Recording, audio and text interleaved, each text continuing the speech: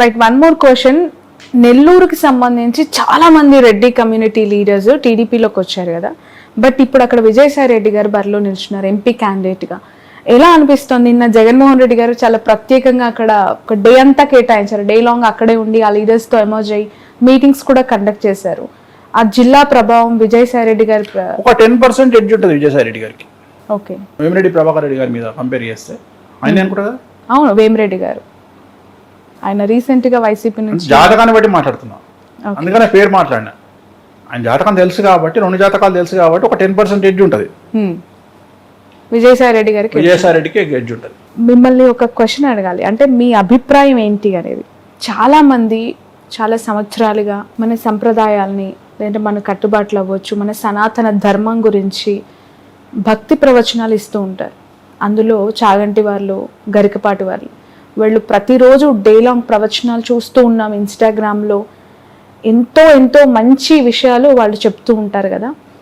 మీరు ఎప్పుడైనా ప్రవచనాలు చెప్పే అవకాశం ఉందా ఇన్ ఫ్యూచర్?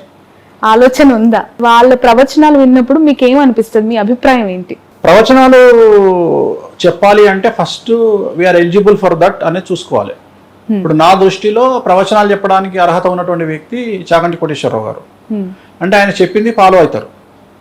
ఇక మిగతా వాళ్ళ గురించి నేను మాట్లాడా. అంటే నేను ఏమంటా అంటే, ఇప్పుడు ఉదాహరణ, మన సంస్కృతి సంప్రదాయాలు, మన చరిత్ర మనకి ఏం చెప్తుంది అంటే, సప్త సముద్రాలు దాటి వేరే దేశానికి పోవద్దు అని చెప్తుంది. సన్యాసులైనా సరే, పంతులైనా సరే, పంతులు కూడా. అంటే పంతులు అంటే ఉదాహరణ, ఇప్పుడు పూజారులు ఉన్నారు. పూజారులు సప్త సముద్రాలు దాటి అమెరికా పోవడానికి అర్హత లేదు. ఎందుకంటే అమెరికా పోతే మన సాంప్రదాయం ప్రకారం మనము సంకల్పం, ప్రతిరోజు మనం సంధ్య వార్చుకోవాలి. సంధ్యావందనం చేసుకునేటప్పుడు సంకల్పం ఉంటుంది. కృష్ణ గోదావరి యోర్ మధ్యప్రదేశే అంటాం మనం. ఇప్పుడు మనం కూర్చున్నది కృష్ణ గోదావరి మధ్యప్రదేశ్లో కూర్చున్నాం, అవునా? ఇప్పుడు ఇట్లా కూర్చుంటే ఇటు సైడ్ మనకు గోదావరి ఉంది, ఇటు సైడ్ కృష్ణ ఉంది. అంటే మనకు జడ్చర్ల కృష్ణా నది ఉంది, ఆదిలాబాద్లో గోదావరి ఉంది, మధ్యలో మనం ఉన్నాం. అందుకనే మనం సంధ్య వార్చుకునేటప్పుడు ఏం చెప్తున్నాం? మనం పెళ్లి కార్యక్రమం జరిగినా, ఉపనయనం జరిగినా, ఏది జరిగినా ఏం చెప్తున్నాం? కృష్ణ గోదావరి యోర్ మధ్యప్రదేశే శ్రీశైలస్య ఆగ్నేయ దిగ్భాగే అని సంకల్పం చెప్పుకుంటున్నాం. అమెరికాకు పోతే ఏమని చెప్తావు? నార్త్ కేరళీనా దిగ్భాగే ఆస్టిన్ గ్రహమే ఏం చెప్తావు? అంటే నీకు అమెరికా దేశంకి పోతే నువ్వు అసలు పూజలకే పనికిరావు. కానీ ఇప్పుడు మొత్తం జనాలందరూ అమెరికా పోవడానికి ప్రయత్నిస్తారు. పంతులు కూడా, పంతులు, సన్యాసులు, హిందూ మత ప్రచారకులు అందరూ పోతారు. సో దేశ కాలమాన పరిస్థితులను బేరీజ్ వేసుకొని ఓవర్కమ్ అయి వీళ్ళు పోతున్నారు.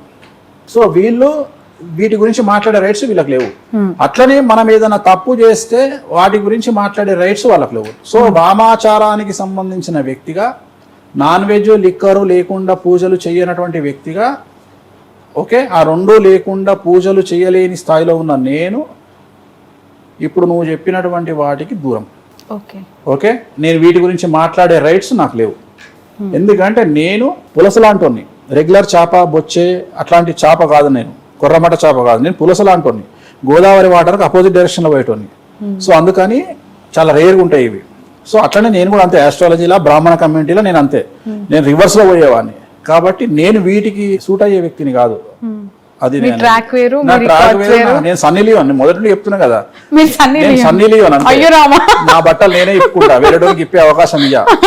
వేరే వాడికి నా బట్టలు, వాళ్ళంతా సౌందర్య లాంటి వాళ్ళు, కుటుంబ కాలక్షేమ, కుటుంబ సినిమాలు చేసుకుంటారు వీళ్ళంతా. బట్ ఏ హీరో దొరకలేదు, సన్నీ లియోన్ తో కంపేర్ చేసుకుంటున్నారు. గ్రేట్ కదమ్మా. మనం ఎంత గొప్ప కాకపోతే ఒక పోర్ను స్టార్ తీసుకొచ్చి చీరలు కట్టి సినిమాలు చూస్తున్నాం. ఒక పోర్ను స్టార్ కొన్ని వేల వీడియోల్లో పోర్ను స్టార్ గా చేసిన ఒక అమ్మాయిని తీసుకొచ్చి భారతదేశంలో చీరలు కట్టి మరీ చూసుకుంటున్నాం ఆమెను. ఆమెకు అందరూ వేరే దేశంలో ఉన్నప్పుడు బట్టలు ఇప్పడానికి డబ్బులు ఇస్తే భారతదేశం డబ్బులు కట్టుకోవడానికి బట్టలు ఇస్తుంది. బట్టలు కట్టి డబ్బులు ఇస్తున్నాం మనం ఆమెకు, బట్టలు కట్టి డబ్బులు ఇస్తున్నాం. ఒక్క సినిమా గురించి భారతదేశంలో ఆమె ఎక్స్పోజింగ్ చేసిన సినిమా, బట్టలు కట్టి డబ్బులు ఇస్తుంది. దట్ ఈజ్ భారతదేశం. అందుకనే సన్నీ లియోన్, నేను సన్నీ లియోన్, ఐఎమ్ సన్నీ లియోన్. సో చాలా చాలా సుదీర్ఘమైన డిస్కషన్ ఇది. ఫైనల్లీ ఒక ఫెంటాస్టిక్ జోక్ ఏంటి అది, రియాలిటీ మీరు అలా కంపేర్ చేసుకోవాలనుకున్నారు, చేసుకున్నారు, అంతేనా? Okay, right. ఇక ఉగాది తెలుసు, తెలుగు వారికి తొలి పండగ. ఉగాది పచ్చడి లాంటి సంవత్సరం, అందరూ కూడా షడ్రుచుల సమ్మేళనంగా దీన్ని భావిస్తూ ఉంటారు. సో ఉగాది అంటేనే షడ్రుచుల సమ్మేళనం, ఉగాది పచ్చడి అందరూ తీసుకుంటూ ఉంటారు. ప్రతి వారి జీవితంలో తీపి అలాగే పులుపు చేదు కైండ్ ఆఫ్ అన్నీ కూడా ఉంటాయి కాబట్టి దానికి సూచకంగా నేను చెప్తూ ఉంటారు. సో మీరు ఉగాదిని ఎలా ఉదాహరిస్తారు? మీ మాటల్లో ఉగాది అంటే ఏంటి? శాస్త్రం మనకేం చెప్పింది అంటే దేశ కాలమాన పరిస్థితులు అన్నారు. సో దేశ కాలమాన పరిస్థితులు అంటే ఉదాహరణ, భారతదేశంలో ఉండేటువంటి కుజదోషము అమెరికాలో ఉండదు. సో అమెరికాలో ఉండేటువంటి కుజదోషము ఆస్ట్రేలియాలో ఉండకపోవచ్చు, లేదా ఆస్ట్రేలియాలో ఉండే కుజదోషము న్యూజిలాండ్లో ఉండకపోవచ్చు. అంటే దేశ కాలమానాన్ని బట్టి, పరిస్థితులను బట్టి మనకు ఉన్నటువంటి సిచ్యువేషన్స్ మారుతాయి. అందుకనే దేశ కాలమాన పరిస్థితులు అంటూ ఉంటాం మనము. సో జనరేషన్ బట్టి కూడా పరిస్థితులు మారుతూ ఉంటాయి, జనరేషన్ బట్టి కూడా వాటి యొక్క సీరియస్నెస్ కంటెంట్ మారుతూ ఉంటుంది. ఇప్పుడు ఉదాహరణ కాలసర్పదోషం అని అందరూ మాట్లాడుతూ ఉంటారు. కాలసర్పదోషం అనేది భారతదేశానికే ఉంది. సో భారతదేశంలో పుట్టినటువంటి 90% ఆఫ్ ది పీపుల్కు కాలసర్పదోషం ఉంటుంది. సో దాన్ని పెద్ద సీరియస్గా తీసుకోవాల్సినటువంటి పని లేదు. సో ఇప్పుడు మనం మాట్లాడుకునేది ఏంటి అంటే అసలు జనరల్గా ఎక్కడైతే డబ్బు ఉంటుందో, ఎక్కడైతే అభివృద్ధి ఉంటుందో, ఎక్కడైతే స్టేటస్ ఉంటుందో అక్కడ సమస్యలు అధికంగా ఉంటాయి. చాలామంది అంటారు పేదవారికి సమస్యలు ఎక్కువ ఉన్నాయి. వాస్తవంగా పేదవారికి సమస్యలు, I'm talking about below middle class, డబ్బు అనే ఒక సింగిల్ పాయింట్ని పక్కన పెడితే వాళ్ళకున్నంత ప్రశాంతత డబ్బు ఉన్న వాళ్ళకు ఉండదు. సో డబ్బు పెరుగుతున్నా కొద్దీ జనాల్లో విపరీతమైనటువంటి స్ట్రెస్ అనేది ఉంటుంది. నువ్వు మ్యాక్సిమం డబ్బును హ్యాండిల్ చేయాలంటే 2 కోట్ల నుండి 2.5-3 కోట్ల వరకే. ఉదాహరణ, ఒక గవర్నమెంట్ ప్రభుత్వ ఉద్యోగి, ఒక టీచర్ కావచ్చును, ఒక మిడిల్ క్లాస్ ప్రభుత్వ ఉద్యోగి తన జీవితం మొత్తంలో సంపాదించే సొమ్ము 2,80,00,000 నుండి 3 కోట్లు ఉంటుంది జీవితం మొత్తం. కానీ అదే డబ్బున్నోళ్ళ పరిస్థితి ఎలా ఉంటుంది అంటే నిద్ర ఉండదు, తిండి ఉండదు, స్ట్రెస్, సో బీపీ, షుగర్లు. ఎందుకంటే డబ్బు పెరుగుతున్న కొద్దీ మనిషికి వాటిని దాచుకోవాల్సినటువంటి పరిస్థితి, వాటిని ఇన్వెస్ట్ చేయాల్సిన పరిస్థితి, చాలా సమస్యలు వస్తూ ఉంటాయి. సో అందుకనే ఈ జనరేషన్లో మానసికమైన దృఢత్వం అనేది చాలా అవసరం మనిషికి. సో మనం అభివృద్ధి చెందినా మన మీద రాళ్ళేస్తారు. అంటే ఉదాహరణ, ఎగ్జాంపుల్ నేనే ఉన్నా, నేను చెప్పింది ఒక్కటి జరగకపోతే డ్యామేజ్ చేయడానికి 100 మంది రెడీగా ఉంటారు తప్ప చెప్పింది జరిగితే వెన్నుదట్టడానికి ఒక్కడు కూడా ముందు ఉండడు.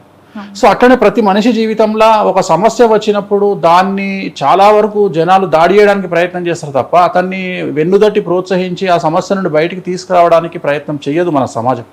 మన సమాజమే అలాగా ఉంది. ప్రస్తుత సమాజము సినిమాటిక్ పోకడలకు చాలా దగ్గరగా మనం జీవన శైలి లేకున్నా సినిమాల్లో చూపించే వాటికి చాలా విచిత్రంగా ఉంది. ఉదాహరణ, టీవీలో ఒక సినిమాలో ఉమ్మడి కుటుంబాన్ని చాలా గొప్పగా చూపిస్తే చప్పట్లు కొట్టి సినిమాని సూపర్ హిట్ చేస్తాం మనం. కానీ మన ఇంట్లో ఉమ్మడి కుటుంబం అంటే మనకే బోర్ కొడుతుంది. లేదా మన ఇంట్లో మన గెస్ట్లు ఒక 2 రోజులు ఇంట్లో ఉంటే తట్టుకోలేనటువంటి పరిస్థితి. వివాహం 16 రోజులు చేసుకునేటువంటి పండగ ఇవాళ మనకు 1 డే మ్యారేజ్ కిందకి వచ్చింది. మార్నింగ్ ఎదుర్కోళ్ళు, ఈవినింగ్ కల్లా అప్పగింతలతో కార్యక్రమం అయిపోతూ ఉంది. సో మనం ఏమైపోతుంది, సంకుచిత మనస్తత్వాలు, మైక్రో ఫ్యామిలీస్, మినీ ఫ్యామిలీస్ అయిపోయి సో సమాజం అంతా కూడా ఒక వెన్నుదట్టి ప్రోత్సహించి ఒక మనిషికి ఇంట్లో ఒక అన్నకు సపోర్టు, ఒక తమ్మునికి సపోర్ట్ ఇది లేదు. ఎంతసేపు తమ్ముడు సంపాదించిండని అన్న కోపం, అన్నకు సంపాదించిండని తమ్ముడు కోపం, అక్క సంపాదించిందని చెల్లె కోపం.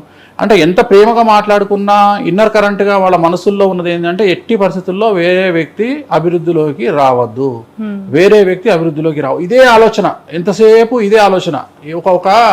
ఒక పెద్ద, ఈ మధ్యకాలంలో నేను ఒక ఉదాహరణ చెప్తా. ఒక పెద్ద కార్యక్రమానికి నేను వెళ్ళడం జరిగింది, చాలా పెద్ద కార్యక్రమానికి వెళ్తే ఒక హీరో వచ్చాడు, ఒక ప్రముఖ హీరో వచ్చాడు అక్కడికి.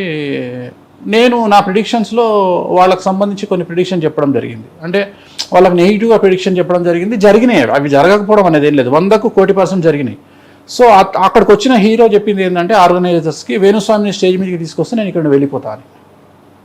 సో ఎంత సిల్లీ అనిపించింది అంటే, నేను నా దగ్గరకు వచ్చి ఎవరైతే వాళ్ళు ఉన్నారో ఆ ప్రోగ్రామ్ నిర్వాహకులు నా దగ్గరకు వచ్చి, స్వామి మమ్మల్ని క్షమించండి, యాక్చువల్గా ఈ ప్రోగ్రామ్ కాన్సెప్టే మీ గురించి పెట్టినాము, మీలాంటి వాళ్ళ కోసం పెట్టినాము. కానీ ఇక్కడ పరిస్థితి ఏంటి అంటే వచ్చినటువంటి హీరో మీరు కనుక స్టేజ్ ఎక్కితే ఆయన దిగిపోతా అంటున్నాడు.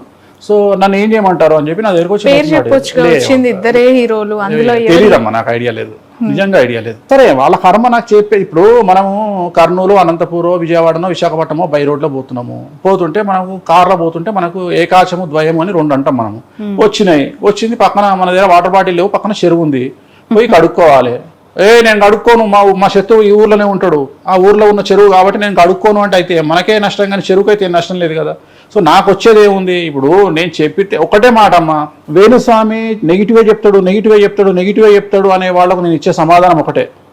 నాకు తెలిసి ఈ జనరేషన్లో 90% ఆఫ్ ది పీపుల్ ఫ్లైట్ ఎక్కుతున్నారు. ఫ్లైట్ ఎక్కగానే, ఫ్లైట్ ప్రారంభం కాకముందుకే ఫస్ట్ ఎయిర్ హోస్టెస్ చెప్పేది ఈ విమానం కూలిపోతే అని మాట్లాడుతుంది.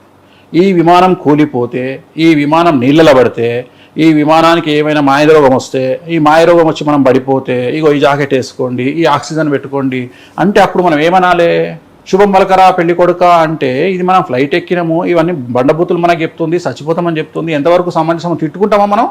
తిట్టుకోము. ఆఫ్టర్ ఆల్ ఒక జ్యోతిష్కుడు చెప్పేది పక్కన పెడితే సైంటిఫిక్, మేము ప్రూవ్, మేము తోపులం, మేము తూరుంలో, మేము సమాజాన్ని ఉద్ధరిస్తాం, మేము ప్రపంచాన్ని మారుస్తామని చెప్పుకునే సైన్స్ ఫ్లైట్ ఎక్కగానే ఎందుకు చెప్తున్నారు? ఈ ఫ్లైట్ చెరువులో పడుతుంది, నీళ్ళలో పడుతుంది, ఈ ఫ్లైట్లో ఒకవేళ ఆక్సిజన్ అందకపోతే ఇది వేసుకోండి, అది వేసుకోండి అంటే ఎట్లయితే వాళ్ళు జాగ్రత్తలు చెప్తున్నారో నా జీవితంలో కూడా నేను యాజ్ ఎ ప్రిడిక్షన్ నేను ఇలాగే జాగ్రత్తలు చెప్తా. సో జాతకాలు కలవకపోతే విడిపోతారని చెప్తా, రోగాలు వస్తాయి, జాతకాలు బాగాలేకపోతే రోగాలు వస్తాయి అని చెప్తా. వాటి గురించి నేను మళ్ళీ సో ఇవన్నీ నేను ప్రిడిక్షన్ ఇలా చెప్తా ఉంటా కాబట్టి నేను ఎందుకు చెప్తా ఉన్నాను, దేశ కాలమాన పరిస్థితులను బట్టి మనుషుల్లో సంకుచితమైన మనస్తత్వం, పేరుకు హీరో అవ్వచ్చు, నాకు తెలిసి చాలా పెద్ద హీరో ఇవాళ ఒక హీరోయిన్ని తొక్కేసిండ్రు, ఎటు కాకుండా చేసిరు. ఒక పెద్ద డైరెక్టర్ ఒక హీరోయిన్ తొక్కేసిరు. అసలు వాళ్ళ లెవెల్కు వీళ్ళు పనికే రారు. సో చాలా టాలీవుడ్లో మంచి ఫేమస్ ఉన్నటువంటి హీరోయిన్, పెద్ద సినిమాలు చేసినటువంటి హీరోయిన్ ఇవాళ ఆ హీరోయిన్ సినిమాలు మరీ చేతుల్లో నుండి అగ్రిమెంట్ క్యాన్సిల్ చేయించి ఆమెను ఇంటికి పంపిస్తున్న పరిస్థితి. అంటే నేను ఎందుకు చెప్తున్నా అంటే మనం ఎదగడం కంటే కూడా ఎదుటి వ్యక్తిని మనం టార్గెట్ చేయడానికి ఎక్కువ సమయం కేటాయిస్తున్నామేమో ఈ జనరేషన్లో అనేటువంటిది నా ఉద్దేశం. అంటే సమాజం గురించి మాట్లాడుతూ ఉన్నా. సో ఇది తప్పు. ఎదుటి వ్యక్తి కడుపు మీద ఎప్పుడు కొట్టొద్దు. కొడితే నీకు కోపం ఉంటే ఎదుటి వ్యక్తిని గల్లాబట్టి చెంపమించి కొట్టు, కానీ ఎప్పుడు కడుపు మించి కొట్టొద్దు, మానసికంగా కొట్టొద్దు. వాళ్ళు ఎంత పెద్ద వాళ్ళైనా తిరిగి మళ్ళీ దాన్ని ఫేస్ చేయాల్సి వస్తుంది. అంటే ఒక వ్యక్తి కడుపు మీద కానీ మనసు మీద కానీ మనం కొట్టినట్లయితే ఖచ్చితంగా తిరిగి మళ్ళీ మనకు బూమరాంగ్ అయి మళ్ళీ మనల్ని కొడుతుంది. అందుకని ఆ 2 ప్లేసుల్లో కొట్టకండి, మనసు మీద కొట్టకండి ప్లస్ పొట్ట మీద కొట్టకండి. మీరు ఎక్కడ కొట్టినా పర్వాలేదు, చెంప మీద కొట్టండి పిలిచి, మీకు కోపం ఉంటే ఈపులో కొట్టండి. కానీ ఈ 2 ప్లేసుల్లో కొట్టడం వల్ల ఖచ్చితంగా బూమరాంగ్ అయ్యి జీవితంలో మళ్ళీ మిమ్మల్నే అది కచ్చా వెతుక్కుంటూ కర్మ ఫలితం అనేది అనుభవించక తప్పదు. ఎవరైనా సరే గుర్తుంచుకోండి. రైట్.